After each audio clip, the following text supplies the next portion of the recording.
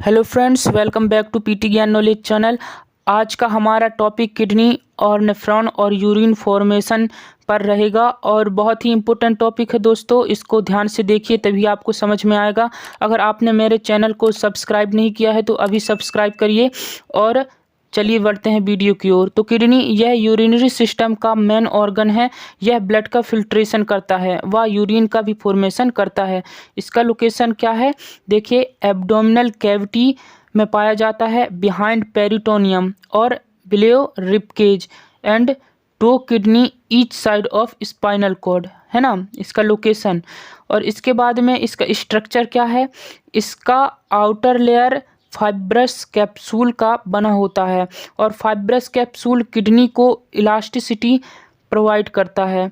और इसके नीचे कुछ पिरामिड पाए जाते हैं जिन्हें रीनल पिरामिड कहते हैं और इसके अंदर रीनल मेड्यूला का पार्ट पाया जाता है। यह किडनी से बाहर निकलता है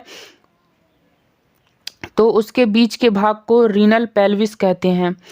आप डायग्राम के माध्यम से यहाँ पर देख सकते हैं। उसके बाद जो एक नली की आकार की संरचना बाहर निकलती है उसे यूरेटर कहते हैं तथा जो खाली भाग का ऊपर की ओर है उसे कॉर्टेक्स कहते हैं, है ना।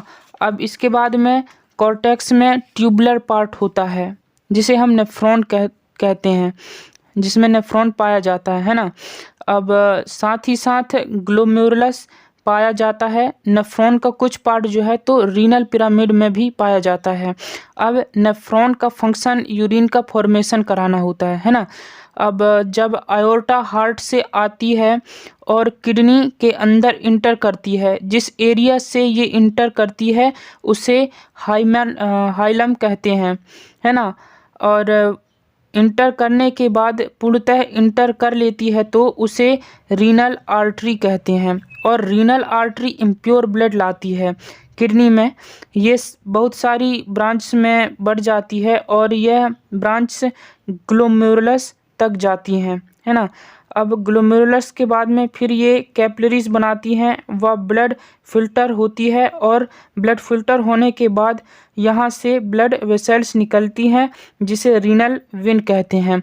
अब रीनल वेन में अब ब्लड फिल्टर होकर आता है और किडनी से, है ना, और फिर वीना कावा फिल्ट्रेट ब्लड को लेकर आएगी हार्ट में। तो यहाँ पर हमने किडनी के बारे में जाना। अब हम जान लेते हैं नेफ्रॉन के बारे में। नेफ्रॉन का स्ट्रक्चर देखने पर हमें कुछ इस प्रकार से दिखाई देता है। इसमें दो पार्ट होते हैं, कॉर्टेक्स एंड मेड्यूला।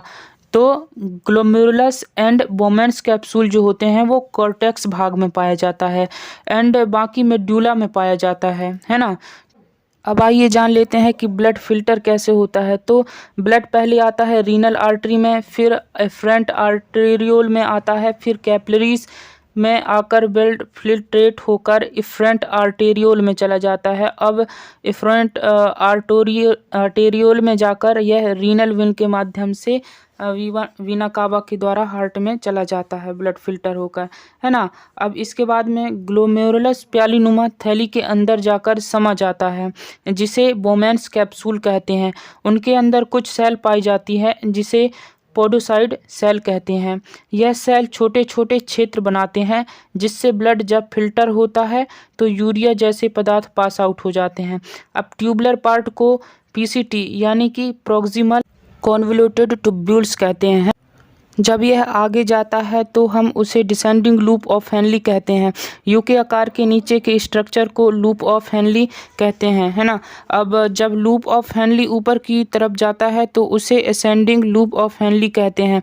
कॉर्टेक्स में से जाकर मुड़ जाता है तब उसे बोलते हैं डीसीटी यानी कि डिसेंडिंग कॉन्वोल्यूटेड ट्यूब्यूल्स। यह कलेक्टिंग डक्ट में जाता है और जब यूरिया इसमें कलेक्ट हो जाता है तो उसे रीनल पेल्विस में दे देता है और उसके बाद यूरेटर, फिर यूरिनरी ब्लैडर, फिर यूरेथ्रा, फिर बाहर पास आउट हो जाता है यूरिन, है ना। फिर ग्लोमेरुलस में जो कैपिलरीज पाई जाती हैं उनमें कुछ सेल्स पाए जाते हैं। इन सेल्स को जक्स्टा ग्लोमेरुलस सेल कहते हैं।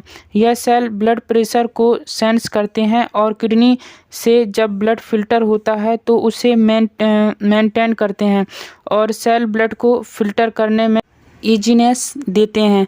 इसके ट्यूबलेस एपिथेलियम टिश्यू की बनी होती है और इसमें सिंपल एपिथेलियल सेल्स पाए जाते हैं। इफरेंट आर्टेरियोल वह अंदर की तरफ जाकर ब्रांच में कन्वर्ट हो जाती है जिसे वासा रेक्टा बनती है, और जब बहुत सारी ब्रांच में बढ़ जाती है तो यह पेरीट्यूबुलर कैपिलरीज कहते हैं और एक दूसरे से यह जुड़े रहते हैं। एक वासा रेक्टा बाहर निकलकर चली जाती है जिसे रीनल वेन कहते हैं।